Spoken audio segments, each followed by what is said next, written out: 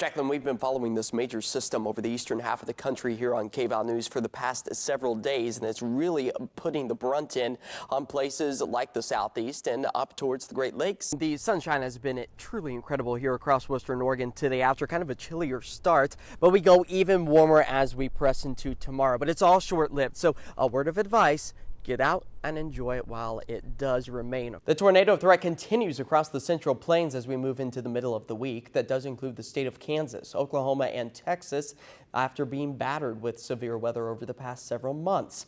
We continue that trend in the month of May as we continue to dive deeper into the severe weather season. When we build up the heat during the daytime hours and we don't have any cloud coverage during the overnight hours, that allows for all that long wave radiation to escape back out into the atmosphere. You can see it behind me, all of those clear conditions, free for all of that heat to once again go back out into space. And I'm Chief Meteorologist Josh Cozart.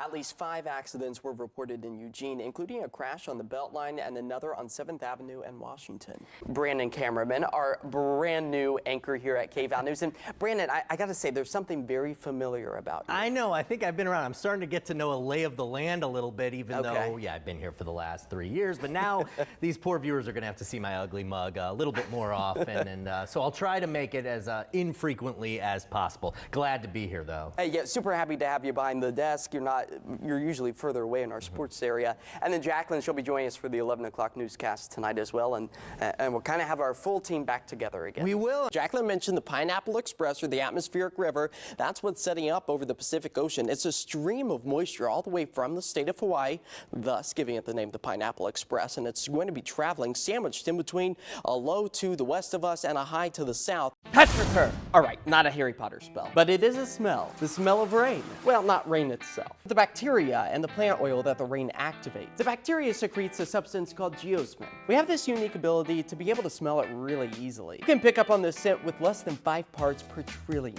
But when you throw something in the mix, so say like a mountain, that adds a bit of a disturbance to that airflow. You can see these troughs and ridges building in the different layers of the atmosphere. Yeah, and Jacqueline, just to kind of give a little bit of perspective, I've been kind of reading through some of the Twitter posts that the Eugene Police Department has been discussing. All of this really unfolded right around 9:29 this evening. That's when those first calls started to come in. And Dane, all of these sites have really been seen within about the past hour, so at least that's when the phone calls started to stream into our newsroom here at Oregon's News. I want to take one more look at it. I think, though, we can rule out maybe a UFO with this because it does look like debris breaking up, whether that be a meteor or actually the SpaceX. And it all comes with the slow progression of it over already saturated landscape. So I want to do a bit of a science experiment to kind of explain why this is going to be so dangerous for the state of Louisiana. So this sponge is going to represent the already wet landscape of Louisiana thanks to Hurricane Ida. But as we add the rainfall from Nicholas in that already saturated landscape, you can see that it has no place to go. I bet you've never seen 3 suns in the sky before. These are known as sundogs. No, not those dogs. Sundogs are created by light refracting through ice crystals made up in the high thin cirrus clouds. They're located about 22 degrees away from the sun, either to the left, the right, or on both sides of the sun. Earthquake! In the event of a natural disaster, do you know where you need to go to stay safe? The National Weather Service and NOAA wanting to make sure that you know the answer to that question. Today's Safe Place Selfie Day. All you gotta do is take a selfie in your safe place. By uploading your photo using the hashtag SafePlaceSelfie, that's the best way to let us all know that you know where you need to go in the event of a natural disaster. This is the springtime for the Central Plains and down towards the southeast, so it's very typical that we start to see that severe weather potential creep up in the middle of February. We're looking at a slight risk for much of Oklahoma. That does include Oklahoma City, the Dallas-Fort Worth Metroplex for tomorrow evening, and a slight risk. That's a 2 out of 5 chance to see severe thunderstorms. We're going off. It was quiet except for sort of a whistling sound. A destructive tornado moved through the town of Andover, Kansas on Friday, April 29th, 2022. Here's Mary Detmer Covington explaining exactly what she saw. I noticed that there was some wind and debris blowing, and then I realized that it was going in a circular motion and looked up and realized then that it was a tornado that was in my backyard. The tornado developed along a long line of severe thunderstorms. And the most terrifying thing is that I saw the Andover tornado 31 years ago, and I realized that this time, instead of seeing the full-size tornado. I was actually witnessing the birth of it, and it felt like I was watching the birth of a beast that was headed straight for Andover yet again. There's one really good way to know if it's raining outside, and that's if the roadways are wet. Look there, Oakway Center. Wet roads. We got some light rain moving through western Oregon at this hour as our temperatures start to slide backwards. 49 degrees is where we currently sit out at the airport with winds out the southeast at about 8. And all of these ingredients have to be in place at the precise time to be able to create the perfect tornado. And if you lose the updraft for any moment in time, the tornado will quickly fall apart. So conditions have to be spot on. Earlier this morning into the afternoon hours as those popcorn cumulus clouds danced about the sky. Enjoying a little bit of sunshine. That did allow for those daytime highs to warm up slightly, but not anywhere where we should be for the very end of April. To put things into perspective, we should be in the mid-60s as far south as Roseburg, but we did manage to squeeze out 60 degrees on the thermostat today. Upper 50s found through the southern Willamette Valley, low to mid-50s along the coast as those prefrontal clouds continue to march their way onshore tonight. And they're known as prefrontal clouds because a new weather system is out over the Pacific that will be bringing back the chance of rain all starting tomorrow. But tonight, you might be able to squeeze out an additional raindrop or two, especially through the southern Willamette Valley or the high terrain of Linn County. Now, the surface trough we've been dealing with now for about the past 24 hours is also keeping that cloud coverage overhead and might be able to squeeze out just a little bit of moisture for the next several hours. But this weakening included front along with the cold front will help to usher in that next batch of moisture for the start of the day tomorrow. That will last into the afternoon hours. It's a quick moving system and a weak one at that. It's still keeping our temperatures on the cooler side, but then high pressure starts to take over. That will keep us on the slightly drier side of things for much of the day Friday. Until we get to Friday evening, that's when our next front marches its way onshore, bringing back the chance of rain to western Oregon. That will linger into Saturday. So here it is all timed out. All of the snowfall remains to the east of the Cascades for the start of the day tomorrow. But once we fast forward into the afternoon hours, mountain pass travel might be on the trickier side as a few heavy downpours are anticipated just outside Springfield. This is 6 o'clock. Outside of Corvallis, Albany also anticipated. But all of us across western Oregon, even the coast, could get in on a quick downpour or two.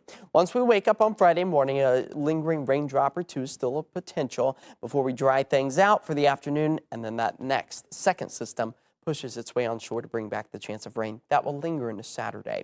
So our 48-hour rainfall totals, a couple of 1/100ths of an inch to a 1/10 of an inch. But you got to keep in mind, this is before storm number 2 moves through Friday night. That will tip the scale and put us closer to just at about a 1/2 inch in many cases, as the snowfall will do just the same. But through Friday evening, Crater Lake at about 4 inches, Mount Bachelor at 5.5, and nearly 5 for Sandiam Pass. As overnight lows tonight fall back into the 40s, daytime highs back to the low to mid 50s. Further to the south, Canyonville 54, 48 though for Oak Ridge. It's going to be chilly out that direction with our 7-day forecast in the Eugene Springfield area showing that the wet weather does remain through Saturday. But keep in mind, Friday during the waking hours, it will be dry until about 4, 5, 6 o'clock in the afternoon, depending if you live to the west or to the east. The winds will also be kicking up along the coast on Monday and Tuesday, nearing about 15 to 20 miles per hour, but that comes after we manage to warm up to about 60 degrees on Saturday. Widespread rain a potential, with the Umpqua Valley also warming up into the 60s through Sunday, and then by the time we get to this time next week, the 70s will find their way back into western Oregon, and that will be a sight for sore eyes. And I think all of the spring flowers will like that too. Patricia sending us this one. Head over to KVAL.com/chime to share yours. I just love the vibrant colors of the yellows, the oranges, the reds. We're seeing it all across western Oregon right now. I know, it's so beautiful. It really is. Just drive around this town, this area, and beautiful everywhere you look. It is. Snap a photo wherever you go. And send them to us, of course. Thanks. It was a dark orange, ashy sky, almost like it was nighttime. There was so little light coming out of it. All of us hope to never see smoke-filled skies in our forests. The air was so smoky, you could barely see in front of you, very hazy and not breathable or safe to breathe. With hotter and drier summers increasing the fire threat across the west, we have to look up to find better ways of predicting wildfires. We're really excited about this next generation system that we're currently developing. We're talking about the data being used to predict wildfires from the GOES satellites. Eric James is one of the scientists trying to better predict these fires. Basically, the idea is we want to take advantage of our high resolution models, which are predicting the weather around the clock. We want to be able to use the meteorology coming out of the model forecast to predict the kind of conditions that are going to be hitting a wildfire. And that can help us to predict the activity of the wildfire. These natural disasters impact so many across the Mountain West, but the smoke can go even farther. That's where we asked Travis Knutson of Lane Regional Air Protection Agency why it's important for our health to know when smoke might be moving in. We're really interested in knowing how smoke moves across not just the Pacific Northwest, but really all of the Northern Hemisphere, because even wildfires that are substantially far away from us can still have a pretty significant impact on our air quality here locally. We want to use the same approach to be able to predict not just the fire weather that could impact firefighting efforts, but actually to be able to predict the amount of smoke that's going to be emitted from a wildfire. Because obviously tons more smoke is going to be emitted from a really active or explosively growing fire than from a subdued fire. We can inform the public when changes may need to be made to their day-to-day activities or actions can be taken, all in effort to reduce exposure. These new models will be able to keep track of where wildfires are and where they're heading, depending on current weather conditions. So we think, predictions for the coming hours and days could be pretty valuable for firefighters. We plan to implement this in operations in several years' time. I mean, I think that technology is super smart and it will probably save people's lives. As hotter and drier summers remain on the horizon, so too does newer technology. We'll actually be able to predict wildfire evolution in the future in a much better way than we were during 2020. With this new forecasting technology, it might give all of us a little bit better of a chance to exactly understand how wildfires work. Reporting in Eugene, Chief Meteorologist Josh Cozart.